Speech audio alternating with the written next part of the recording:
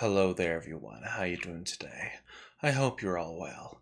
Today this VTuber is going to read a horror story and creepypasta for you from r/nosleep called If Your Delivery Driver Says He Forgot Your Drink, Don't Open the Door Again. Let's get started, shall we? I know how stupid this sounds because I used to read posts like this and think the same thing. Don't open the door, just call the police, just get out. You never realize how useless all those thoughts are until you're standing barefoot in your hallway at midnight, holding a kitchen knife in one hand and your phone in the other, listening to someone breathe on the other side of your front door. It started with Thai food. I had just moved into my new apartment 3 weeks earlier. Nothing dramatic, no haunted backstory. No weird old building with a caretaker who warned me about the basement. Just a normal second floor apartment, above a row of shops. The kind of place where the hallway always smelled faintly of carpet cleaner and someone else's dinner. I had moved there after my breakup with Lewis. We had been together for 4 years. He wasn't dangerous or evil, anything like that. He was just useless in that quiet, exhausting way that makes you feel like you're raising a grown man. When he finally left, I felt sad for about a week, and then I felt relieved. For the first time in a long time, the place was mine. The mugs in the cupboard, the clothes in my wardrobe, my music playing without him asking if we could put something else on. That night, I got home late from work. It had been raining all day and my shoes were soaked through. I didn't have the energy to cook, so I ordered from the Thai place down the road. Green curry, jasmine rice, spring rolls, and a Diet Coke. The app said 25 minutes. I changed into my pajamas, washed my face, and sat on the sofa scrolling through my phone. I remember feeling almost peaceful. That's the part that bothers me now. How normal it all was. How close I came to having an ordinary, boring night. At 10:43 my buzzer went. I pressed the intercom. Hello? Delivery! His voice was soft, youngish maybe, hard to tell through the speaker. Second floor, flat 6. I know, he said. I frowned at that, but only for a second. Drivers get the flat number on the app. Obviously he knew. I buzzed him in and waited by the door. A minute later there was a knock. When I opened it, he was standing too close. That was the first thing I noticed. Most delivery drivers step back after knocking. This one was right there, almost filling the doorway. He wore a black raincoat with the hood up and one of those thermal delivery bags over his shoulder.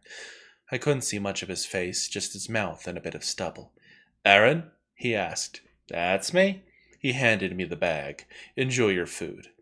Thanks. I took it and was about to close the door when he said, Sorry, I forgot your drink. I looked into the bag. Curry, rice, spring rolls, and no Diet Coke. It's fine, I said. Don't worry about it. I've got it downstairs. Honestly, it's fine. I'll bring it up. Before I could answer, he turned and walked away. I closed the door and locked it. I don't know why I locked it so quickly. Maybe because he'd stood too close. Maybe because he had said my name like he already knew me. Maybe because I live alone now and living alone changes the sound of every small thing. I put the food on the coffee table and tried to shake it off. The curry was hot. The rice was still steaming. And for a few minutes I convinced myself I was being ridiculous. Then I found the receipt. It was folded under the spring rolls. Not the restaurant receipt. That was stapled to the outside of the bag. This was a plain white slip of paper torn badly at one edge.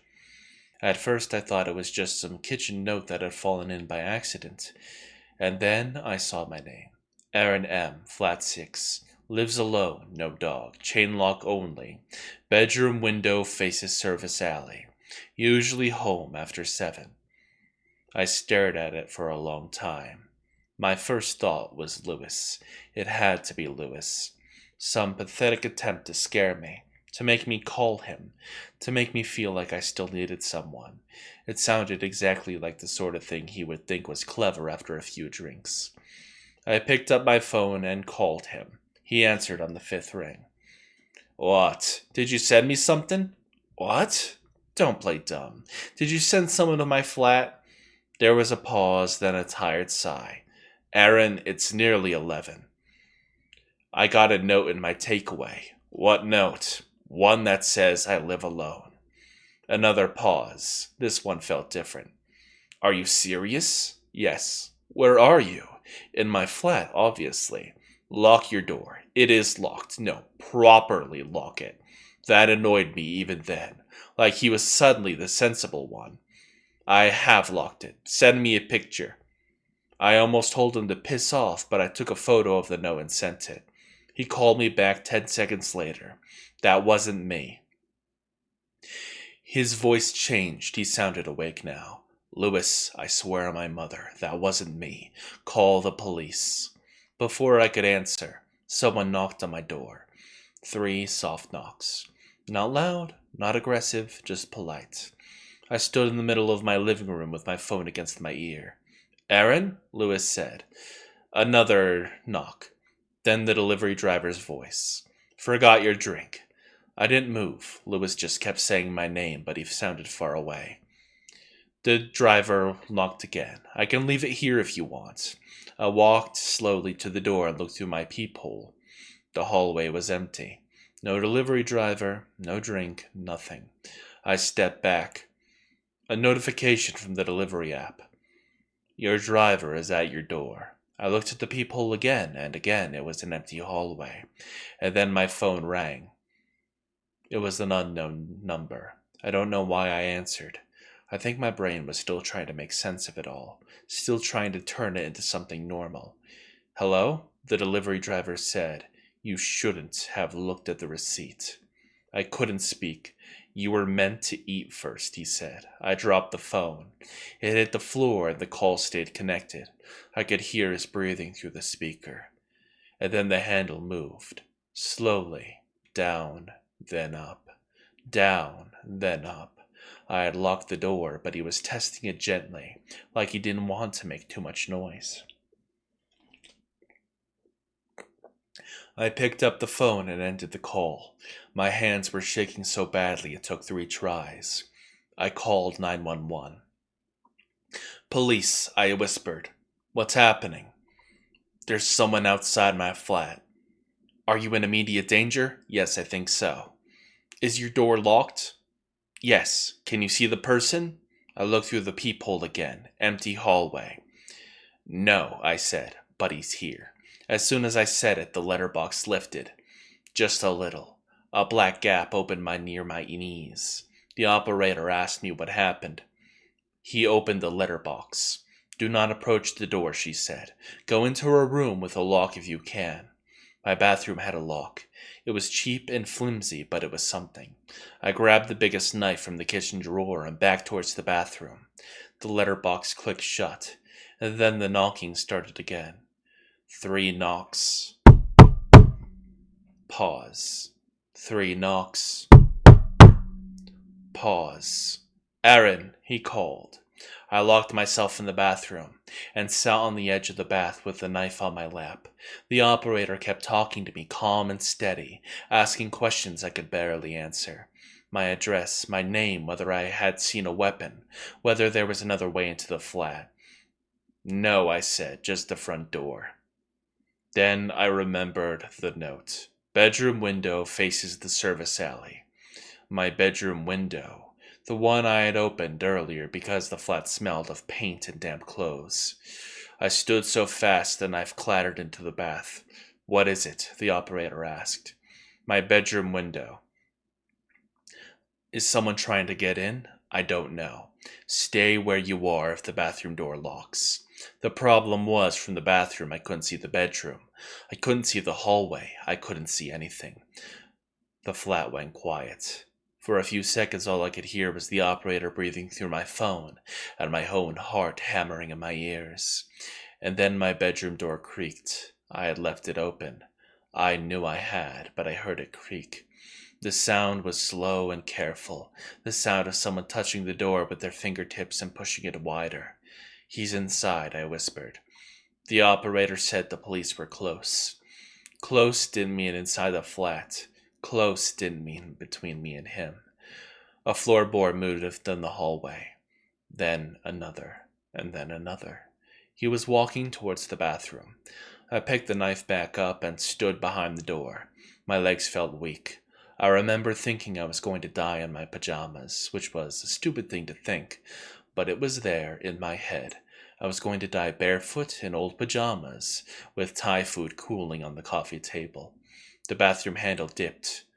Once. Twice. And then his voice came through the door. You should have taken the drink. I covered my mouth with my hand. He laughed quietly. I'm not angry, he said. You just made it messy. The door moved in the frame as he pressed his shoulder against it. The bathroom lock was a tiny silver turn lock, the kind you use when someone might accidentally walk in while you're brushing your teeth. It was never meant to keep anyone out. He pressed again. Wood cracked near the latch. The operator was saying something I couldn't understand, and then there was a bang from downstairs. A voice shouted, "Police!" The pressure left the door. For a second, I thought he had run. Then the bathroom door burst open. He came through with his hood still up and a screwdriver in his right hand. I swung the knife without thinking. I caught his arm, and he shouted and slammed into me, knocking me back against the sink, hard enough to crack the mirror. I dropped the knife. He grabbed my wrist and squeezed so hard my fingers went numb. Stupid, he said. That was all he got out. 2 officers came down the hallway shouting. One of them hit him from the side and they both went into the bath. The other officer pulled me out of the hallway and kept saying, "You're safe. You're safe. You're safe." Even though I didn't feel safe, I don't think I have felt safe since. They arrested him in my bathroom. His name was Daniel Price. At least that was the name he gave them. He wasn't the delivery driver assigned to my order. The real driver was a woman named Melissa, who had been found in her car 3 streets away, unconscious but alive. Someone had hit her from behind as she collected my food. Daniel had taken her phone, her thermal bag, and her jacket. That would have been bad enough, but then they searched his car. They found printed receipts, dozens of them, maybe more. Names, addresses, notes. Some were crossed out, some had ticks next to them. Mine had a circle around it. The police wouldn't tell me much, they never do. They kept using words like ongoing investigation and potential link and recovered items. But one officer told me something by accident. He said the others were lucky too. And then he stopped talking. Others. I stayed with Lewis that night, which tells you how scared I was. I sat on his sofa until morning and watched the rain down the window. He'd made me tea and kept apologizing for things that had nothing to do with him. By midday, I'd convinced myself it was over. Daniel was arrested. Melissa was alive. The police had the receipts. The locks were being changed. I would move again if I had to. Then my phone buzzed. A notification from the delivery app. I stared at it, confused because I had deleted the app in the police station. I had watched it disappear from my screen. But there it was. Your driver is nearby. I opened the notification. The map showed a little bike moving down Lewis's street. I stood up so quickly I spilled tea over my leg. Lewis asked me what was wrong. The bike icon stopped outside his house. And then the doorbell rang. Lewis went pale. "No," I said. "Don't." He walked to the front door and looked through the curtain. "There's no one there," he said. My phone buzzed again. "Your driver is at your door." And then another message appeared. "You forgot your drink." That was 3 days ago. I'm writing this from a hotel room under a name that isn't mine. The police have my phone now, and they said there was no active order, no driver, no record of any notification being sent. But I saw it. Lewis saw the doorbell camera too. It was an empty porch, no one was there. Just 3 knocks recorded by the audio. 3 soft knocks.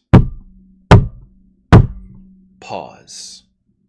3 soft knocks. And pause. I don't know whether Daniel had someone working with him. I don't know whether he set something up before they arrested him. I don't know why the app keeps coming back on every phone I borrow, or why the notifications know where I am before I tell anyone.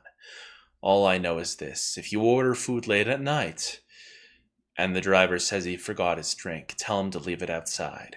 Do not open the door. Do not check the hallway. Do not believe the peephole. And if your phone says the driver is nearby after you've already deleted the app, get out before he knocks. Because last night at 10:43, someone slipped a receipt under my hotel room door. It had my fake name on it, my room number. No dog. Traveling alone. Bathroom lock weak. At the bottom, written in pen, there were 4 words. You still seem thirsty. That is the end of today's story. If you enjoyed, remember to like, subscribe, leave a comment down below, and if you're able to, hype the video. Now, I will see you all next time. Bye-bye.